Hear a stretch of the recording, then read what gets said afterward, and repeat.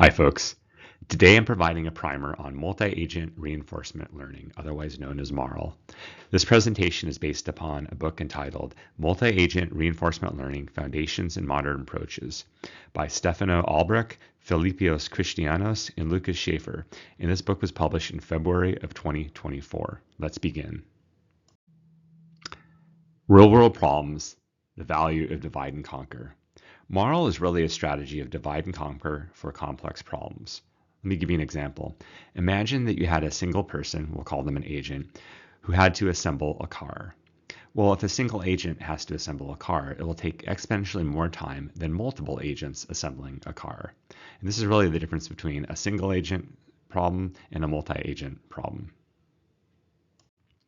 So when dealing with a MARL problem, you have to ask yourself, what type of agent does the problem environment call for? Let's talk about a few types of agents. First is an agent that we'll call Hobbes, and Hobbes always looks out for number one. Some of his characteristics are that for Hobbes, the world is comprised only of winners and losers, and sometimes there's a draw, that the negative effects of winning really don't matter, and that persons like Hobbes really love games like chess, checkers, and Go. Another type of agent is who we'll call Nash. And Nash is really kind of a fair weather friend. And his characteristics are that he'll work well with others to solve problems so long as there's no better option, hence the fair weather friend piece. If a better option exists, then Nash will take it. And that there could be multiple ways to work with others, not just one way to solve a problem. Finally, another agent is Steven, and we'll call him Even Steven. And his characteristics are that he will work to solve problems so long as the rewards are the same for everyone. He's very egalitarian. And however, when Stephen does work, there's always an issue of how do you give credit where credit is due. And we're going to explore in more detail in the next few slides each of these types of agents. Let's talk a little more about Hobbes. Hobbes is indicative of what's known as a zero-sum reward scenario. In a zero-sum reward scenario, an agent may receive a reward of +1 for winning a game, -1 for losing a game, or 0 in the case of a tie.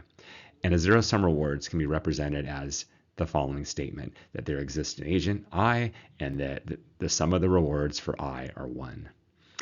Such agents will learn to exploit each other's weaknesses and improve their play to eliminate their own weaknesses, and is common to many types of board games, card games, and video games.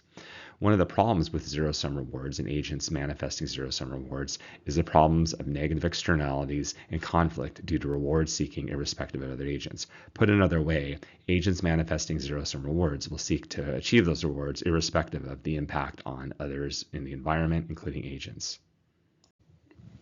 All right, let's talk a little about Nash, as Nash is indicative of what's known as general sum rewards.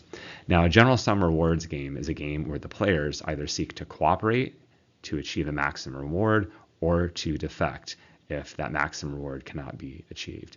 And it can be represented formally by the statement that there exists an agent I with a policy I, where the rewards for the policy I and other versions of the policy I have to be less than or equal to the rewards for a current policy. Now, an example of a general sum game or general sum rewards are Nash equilibriums. And a Nash equilibrium solution concept applies the idea that a mutual best response, cooperation, to general sum games can be achieved by 2 or more agents working together. Okay, let's talk a little bit more about Steven.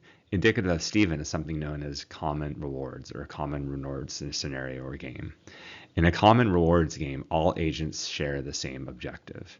And this can be represented formally as the rewards for I, or an agent I, equal the rewards for an agent J, and this is true for all agents. Now, one of the issues you run into with a common reward scenario, where all agents are rewarded equally, is that how do you figure out basically what agent generated the rewards? And this is known as kind of the credit assignment problem. And that one of the challenges here is to figure that out and to disentangle one agent's actions from another that leads to a reward. All right, so I've talked about using a divide and conquer strategy to solve complex problems using multiple agents. Well, what about the interaction between the agent itself and the problem environment? How do we describe or characterize that? Let's do that. So imagine you have a single agent environment, and in the single agent environment, you again have this task of completely assembling a car. Well, the single agent environment can be represented as something called Markov decision process explainable, meaning you can describe the interaction between the agent and their environment in terms of actions taken in that environment, and then rewards and information regarding the state of the environment that's flowed back to the agent after they take their actions. And we're going to discuss this MDP process in more detail in the next few slides. All right, so MDP can be applied in a multi-agent environment, such that you have multiple agents, and for each agent, there's a series of actions and then attendant rewards and states that are flowed back to the agent based upon the actions that it takes with respect to the environment. And the collection of these various actions, rewards, and states can be represented as a solution concept. And so this raises some questions to consider. So first of all, how do you think about multi-agent environments? How does one think about that?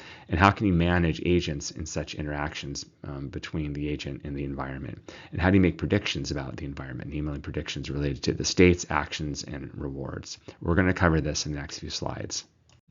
Okay, so how can you think about a multi-agent environment? Well, you can think about it in terms of what's known as a game model. And basically, there's three kind of types of game models. And starting at the most basic type are the normal form games. And these are basic models where there are multiple agents, but there's no evolving environment state. And that policies for each of these agents are not conditioned upon histories. And again, these normal form games form the most basic building blocks for the next few types of game types we're going to talk about. So a little more complex game is what's known as a stochastic game. And this is a game, basically the environmental states that change over time and they result as a result of the agent's actions, and that the states evolve over time based upon the agent's actions. And then kind of the most complex game, which are really indicative of the real world, are what is known as partially observable stochastic games, or POSGs. So in these types of games, and these types of games, really you have a number of observations that are carried out with incomplete information about kind of the state and other things in the environment, and that the agents do not directly observe or fully understand the environment. Well, that's a lot to digest. Let me kind of break it down a little bit more for you. So for normal form games, really you just have a single action in an environment without a history. So think about it in terms of just an agent acts in an environment, but they don't take any information in about kind of, the history leading up to that state or anything like that. It's just literally just acting in an environment. Next, for stochastic games, you have multiple actions in a changing environment, and then you, as the agent, know all of the history and facts about that environment that lead up to you acting. And so you have kind of a complete knowledge of the environment in terms of its history and the facts associated with it as leading up to the actions that you take. And then finally, for partially observable stochastic games, there can be multiple actions in a changing environment, and you know all of your history, not the history of other agents, but you don't know all of the facts of the environment. So we're going to explore how this plays out in the next few slides. So let's sum this up a little bit, because I've thrown a lot of information at you. So imagine that you have a MARL problem. Well, a MARL problem is decomposable into the following: a game model, and that game model is going to be either a normal form game, a stochastic game, or a partially observable stochastic game. Plus, there are going to be solution concepts to solve that game. And those solution concepts can be a zero-sum rewards solution, a general sum rewards solution, or a common rewards solution. And there's associated algorithms that really you can use to basically facilitate those solution concepts. Okay, so how do you manage an agent's interactions with an environment? Well, let's take, for example, a partially observable stochastic game. So in such an environment or game, you'll have multiple agents, and then for each agent, you'll have a series of actions, rewards, and state information for that environment. Okay, well, one approach here would be that you could create one big table to basically represent all of those various actions, rewards, and states for each agent. That won't work. And here's why. One big table won't work because, amongst other things, all of the value estimates remain unchanged anytime there's an update in the table due to the actions of one agent. And that's not really indicative of how the world works, because if you think about it, an agent will take an action with respect to the world, and that action is going to impact other agents such that their states or rewards, etc., may have to change. So that's one limitation of using a big table. Another problem with using a big table is that the value estimates for the states are similar but not identical to encountered states. If you use one big table then to search that table and understand what the rewards would be for a particular state and action, you would have to encounter the exact same states and actions. And that's really going to be uncommon, if not impossible, in a highly complex environment such as a partially observable stochastic game. In other words, you're not going to run across the exact same set of facts again that'll have the exact same rewards. And you would have to do that for the table really to work. The final problem is that for learning complex tasks, it's essential that the agents have the ability to generalize to novel states. Put another way, if you have one big table, it just doesn't generalize. Again, you have the same exact values you have to encounter, whereas in the real world, you're encountering variations of previously seen or experienced states, actions, and rewards.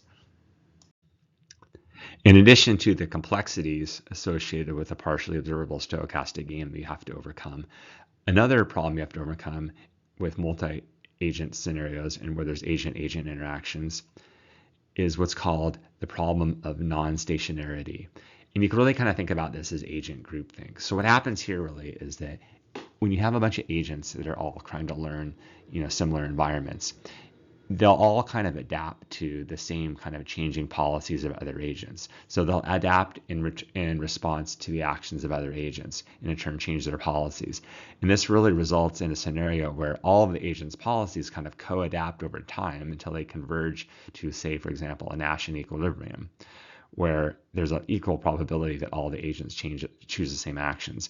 And the problem with that is that it doesn't really allow for exploration of new rewards, because it's kind of like groupthink if you think about it. All the agents are still using the same policies to achieve the same rewards, and in doing so, no new strategies are explored. Okay, so how do you make predictions about an environment and the actions, states, and rewards of that environment that doesn't utilize, say, for example, a table that doesn't scale to the complexities of, say, a partially observable stochastic game? And how do you also at the same time overcome these problems of non-stationarity? Well, one solution is what's known as centralized training and decentralized execution, or CTDE. And really what happens here is you have centralized training to train agents' policies, while the policies themselves are designed to allow for the decentralized execution by each agent.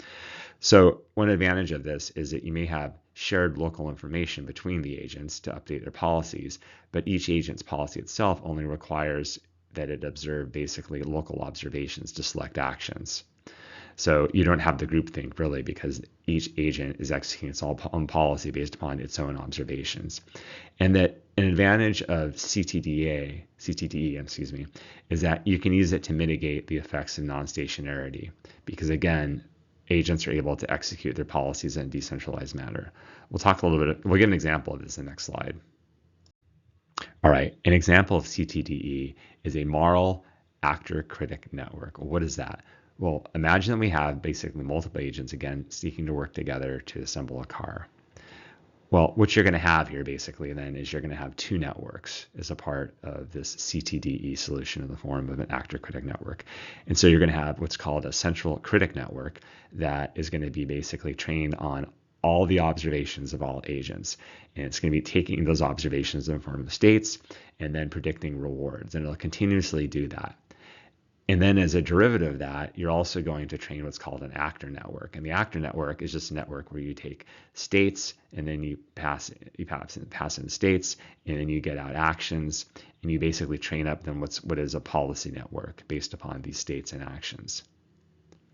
And so the key points about this is that then you have basically this central critic network that is kind of the observed histories of all agents, while approximating the value of the agent's policy. So you basically are kind of training up this network based upon states and rewards, and in the same time you're generating then a policy network for each individual agent.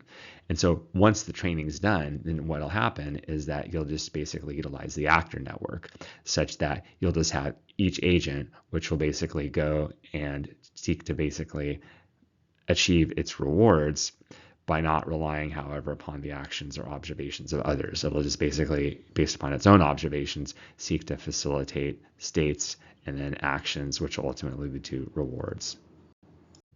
Summing it up, complex problem environments are more easily solvable with an approach of multi-agent reinforcement learning. Example solution concepts for a MARL problem include zero-sum rewards, general sum rewards, and common rewards.